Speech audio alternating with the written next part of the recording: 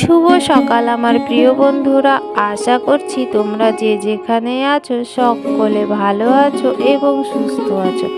নদিয়া জেলার ছোট্ট একটি গ্রাম থেকে আমি অনিতা তোমাদের সকলকে জানাই আমার ব্লগ চ্যানেলে অনেক অনেক স্বাগত আর অনেক অনেক ভালোবাসা।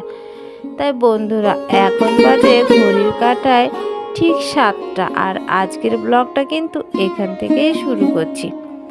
তা বন্ধুরা, সকালবেলা তো আমি ঘুম থেকে উঠেছিলাম। ঘুম থেকে উঠে দেখি মা হচ্ছে উঠোন ঘর ঝাড় দিয়ে নিয়েছে, আর আমি তো তেমন কোনো কাজে হাত দিইনি। এবার কোদালটা নিয়ে সোজা চলে এসেছিলাম মাঠে। আর আগের দিন তো মাঠের এই ঘাসগুলো পরিষ্কার করেছিলাম, তাই হচ্ছে একটু কুপিয়ে নিচ্ছিলাম। তা ভাবছি ওখানে আবার কিছু বীজ বুনে দেবো, সেই জন্য হচ্ছে জমিটারে একটু কুপিয়ে নিই। আর আগের দিন যা ঘাস ছিল, অল্প কিছু ঘাসই ছিল, সেই ঘাসগুলো হচ্ছে তেঁতুল তলায় জড়ো করে রাখি, সেখানে হচ্ছে রেখে দিয়েছিলাম।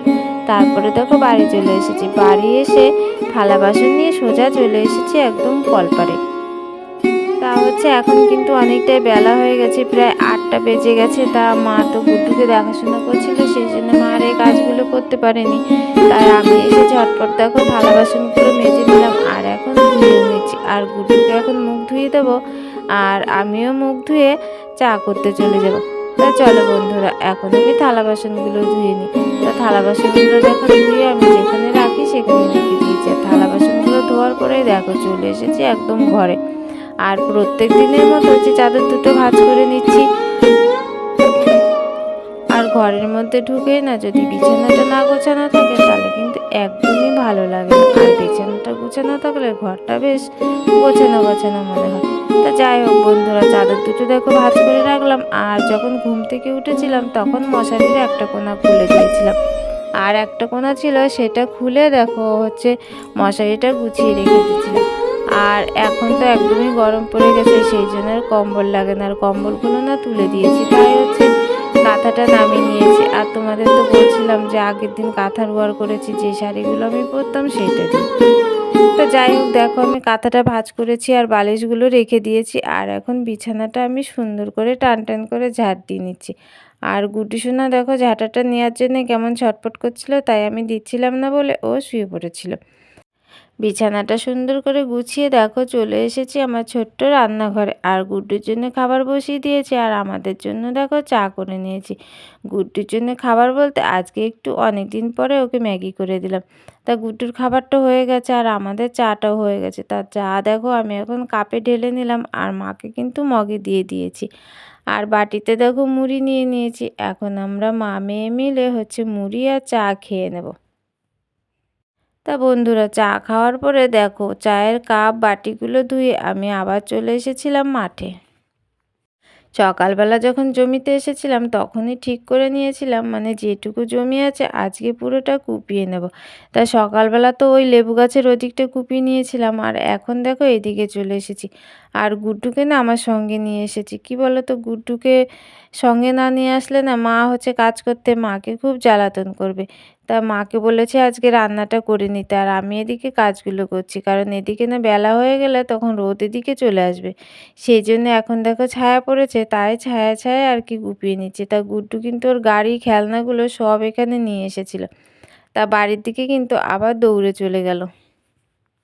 তা কি বলো তো বন্ধুরা, সত্যি কথা বলতে আমি কিন্তু বাবা মায়ের একমাত্র মেয়ে। আর ছোট্টবেলা থেকে কিন্তু বাবার সঙ্গে আমি এইসব কাজগুলো আর কি করতাম। তাই হচ্ছে এসব কাজগুলো করতে আমার কোনো অসুবিধে হয় না। ছেলেদের মতো অতটা ভালো করে করতে পারি না, কিন্তু যতটা পারতাম বাবাকে আর কি সাহায্য করতাম।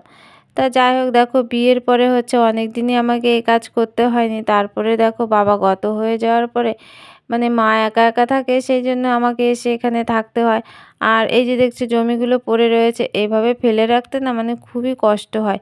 সেই জন্য হচ্ছে যাই হোক কিছু বুনে দেওয়া হোক, সবজি হোক কিংবা অন্য কিছু হোক, সবজি বুনে দিলে তো নিজেদের খাওয়া দাওয়া হয়। আর হচ্ছে অন্য কিছু বুনে দিলে তিল বলো সর্ষে বলো যাই বলো ঘরে অল্প একটু হয় আর কি।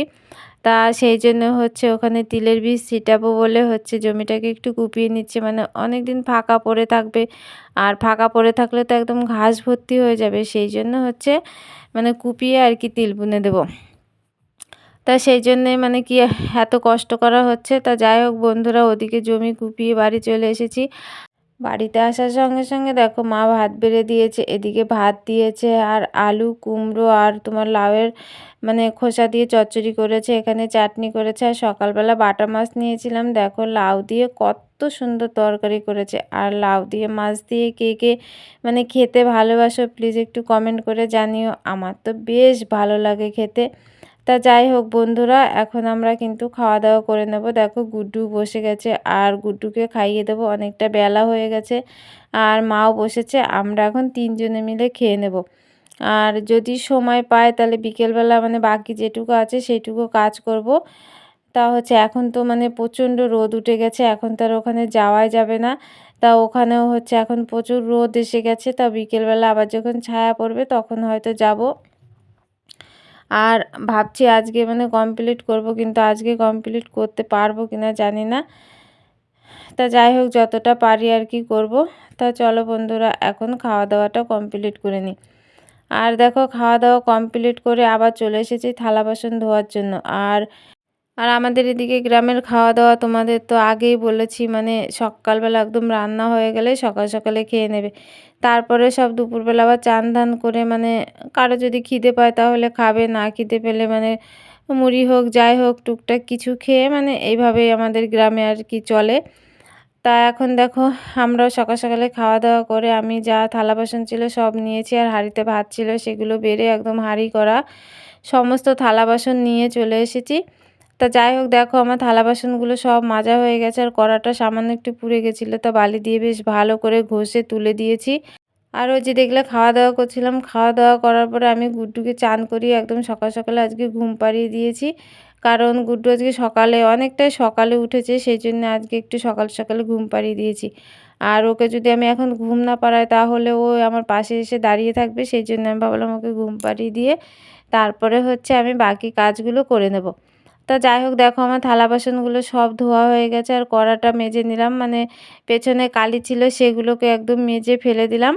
আর ওইদিকে দেখো এখন হচ্ছে আমি থালা বাসনগুলো উপর করে রেখে দেবো। আর ওই যে জামা কাপড় দেখছো ওই জামা কাপড়গুলোও কেচে নেব। মানে আমি রাত্রেবেলা শাড়িটা ছেড়ে রেখেছিলাম আর নাইটি পরে নিয়েছিলাম, কারণ ওই শাড়িটা পরে কালকে সেই ধুলোবালির কাজ করেছিলাম, সেই জন্য শাড়িটা ছেড়ে নাইটি পরে নিয়েছি। আর সেই শাড়িটাই কেচে দেবো, আর গুড্ডুর দুটো তিনটে জামা আছে সেগুলোকেও একটু কেচে দেবো।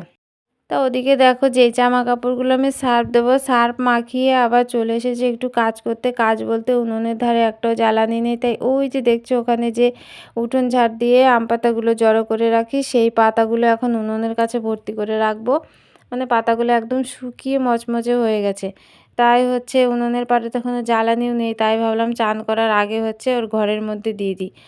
আর এগুলো তো চান করে নেওয়া যায় না, ধুলোবালি ওড়ে, সেই জন্য হচ্ছে চান করার আগে তুলে দিতে হয়। আর আম পাতাগুলো মানে এত ভালো জ্বলে তোমাদের কি বলবো, যেন হচ্ছে কাঠের থেকেও ভালো রান্না। মানে উনুনের কাছে বসে থাকতে হয়, হচ্ছে বারবার ঠেলতে হয় এ আর কি, কিন্তু হচ্ছে কাঠের থেকে খুব ভালো জ্বলে আর কি।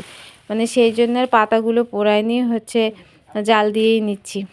তা দেখো বন্ধুরা, পাতাগুলো আমি হচ্ছে ঘরে রেখে একদম চান করে নিয়েছিলাম। আর চান করার পরে সোজা চলে এসেছি দেখো জামা কাপড়গুলো মেলার জন্য বাগানে। আর আগে তো ওই বাগানের দিকে মেলতাম, তা এখন দেখো এই বাগানে মানে রোদ আসে যায়, সেই জন্য হচ্ছে এখানেই মেলে দিই, ওই বাগানে আর যাই না, মানে একটু দূর হয়ে যায় আর কি। আর এটা হচ্ছে আমাদের একদম বাড়ির মধ্যে, তাই অতটা অসুবিধা হয় না। তাই আমার হচ্ছে নাইটি আর সায়া শাড়ি আর গুড্ডুর কিছু জামা কাপড় ছিল, সেই জামা কাপড়গুলো এখন হচ্ছে মেলে দিচ্ছি। জামা কাপড়গুলো মেলে দিয়ে এসে মাথাটা আঁচড়িয়ে নিয়েছিলাম, আর মাথাটা আঁচড়ানোর পরে সিঁদুরটা পরে নিয়েছি।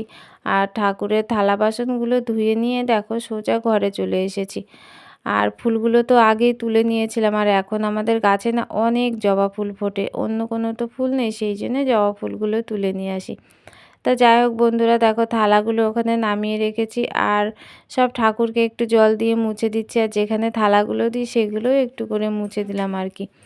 আর সব থালা তুলসী পাতা দিয়ে দিয়েছি, আর ঠাকুরকে খাবারও দিয়ে দিয়েছি, আর প্রদীপ ধূপকাঠি জ্বেলে দিয়েছি। দেখো সব ঠাকুরকে আমি ফুল দিয়ে কিন্তু সুন্দর করে সাজিয়ে দিয়েছি, মানে সব ঠাকুরকে দিয়ে দিয়েছি জবা ফুল। কিছু করার নেই, এখন হচ্ছে ধূপবাতিটা ধরিয়ে দিলাম। আর সব ঠাকুরকে দেখো আমি ধূপবাতি দেখিয়েও দিলাম। আর আমি কিন্তু শাঁখটাও বাজিয়ে নিয়েছি। তারপরে দেখো ঠাকুরকে হচ্ছে এখন প্রণাম করে নিলাম। প্রথমে ওই ঠাকুর মানে ওদিকে ভোলা রয়েছে তাকে প্রণাম করেছি, তারপরে দেখো মা সন্তোষীকে প্রণাম করে নিলাম। তা ঠাকুর প্রণাম করে এসে দেখো আবার হচ্ছে গুড্ডুর পাশে একটু শুয়েছিলাম। মানে কি বলবো তোমাদের, আজকে মাটি কুপিয়েছি তো মানে একটু হলেও একটু খাটনি হয়েছে, তাই একটু শুয়েছিলাম। তা গুড্ডু তো উঠে গেছে আর আমি দেখো এদিকে উঠোনটা ঝাড় দিয়ে নিয়েছি। আর কি বলবো তোমাদের, আজকে মানে এক পাল হনুমান এসেছিলো আর আম গাছে লাফালাফি করে মানে এত পরিমাণে পাতা ফেলেছে, তোমরা দেখেই বুঝতে পারতো যে কতটা পরিমাণে উঠোনে পাতা হয়েছে। তা দেখো ওদিক থেকে ঝাড় দিয়ে আজকে এদিকেই নিয়ে যাচ্ছি, কারণ এদিক থেকে একটু হাওয়া বইছে তো, তা ওদিকে আর ঝাড় দিয়ে নিয়ে যাওয়া যাবে না, তাই হচ্ছে এদিকে ঝাড় দিচ্ছি। তা ওইদিকে তো আমার ঝাড় দিয়ে হয়ে গেছে আর এদিকে এখন ঝাড় দেবো। তা ওইদিকে দেখো গুড্ডুর গাড়িটা রয়েছে উঠোনের মাঝখানে, ও তো গাড়ি নিয়ে খেলছিল। তা এখন হচ্ছে একটু ওইদিকে গেছে আর আমি একটু ঝাড় দিয়ে নিচ্ছি আর মা একটু গেছে পাড়ার দিকে। তা ওইদিকে দাঁড়িয়ে দেখো গুড্ডু আমাকে ডাকছে। তা কিসের জন্য ডাকছে এখন একটু মানে শুনবো আর কি। তা গুড্ডুর কাছ থেকে শুনে এসে দেখো আমি আবার ঝাড় দিতে শুরু করে দিলাম। তা তোমরা দেখতেই পাচ্ছ মানে কতটা পরিমাণে পাতা হয়েছে। তা এগুলো হচ্ছে ঠেলে নিয়ে যেতে একটু কষ্ট হচ্ছে আর কি। আর না আজকে এখন চারিদিকে ঝাঁট না দিলে হবে নয়, বাসতলার দিকে, তারপরে তোমার ওই কলপাড়ের দিকে, ওই ছোট্ট কলপাড়ের দিকে, মানে চারিদিকে ঝাঁট দিতে হবে, তবে একটা পরিষ্কার পরিচ্ছন্ন উঠোন দেখা যাবে, না হলে একদম নোংরায় ভর্তি হয়ে গেছে। আর মাঝে মাঝে হনুমানগুলো এসে না খুব উৎপাত করে। ওই যে তেঁতুল গাছে কটা তেঁতুল হয়েছে সমানে এসে ওই গাছের মধ্যে লাফালাফি ঝাপাঝাপি করে একদম মানে ঘর দুয়ার প্রায় ভেঙে ফেলার মতো। আর ওই যে আমি যেখানে রান্না করি চালাটা, ওর ওপরে লাফিয়ে লাফিয়ে পড়ে একদম ভেঙে ফেলেছে আজকে। তা যাই হোক বন্ধুরা, দেখো অনেক কষ্টে আমার পুরো উঠোনটা ঝাড় দেওয়া হয়ে গেল। আর আজকে ঝাড় দিয়ে আমি এইদিকে নিয়ে যাচ্ছি, প্রত্যেক দিন তো ওই বড় আম গাছটার দিকে নিয়ে যায়, আর আজকে এইদিকে ঝাড় দিয়ে একদম নিচের দিকে নামিয়ে দেবো। তা চলো বাকি যেগুলো আছে সেগুলো সব আমি ঝাড় দিয়ে নিই। তা বন্ধুরা দেখো এখন বাজে রাত 9:30 আর আমরা এইমাত্র খাওয়া দাওয়া করে উঠলাম। আর গুড্ডু তো অনেকক্ষণ আগেই খেয়েছে, গুড্ডুকে ঘুম পাড়িয়ে দিয়েছি। আর এখন আমি ভিডিওর একটু কাজ করব, মানে অনেক কাজ বাকি রয়েছে ভিডিওর। আমি রাত ছাড়া তো করতে পারি না, দিনে একদমই টাইম পাই না, তাই ভিডিওর যা কাজ থাকে সব কিছু গুড্ডু ঘুমিয়ে যাওয়ার পরে তারপর আমি মানে করি আর কি। তা চলো বন্ধুরা, ব্লগটা আর বড় করছি না। তোমরা যে যেখান থেকে আমার এই ব্লগটি দেখছো সকলে ভালো থেকো, সুস্থ থাকো। আর যারা নতুন বন্ধু হয়ে আমার পাশে আছো, যারা নতুন বন্ধু হয়ে ব্লগটি দেখছো তাদের পাশে থাকার জন্য অনুরোধ করছি। দেখা হবে তোমাদের সাথে আবার পরবর্তী একটা ব্লগে। টাটা, সবাইকে গুড নাইট।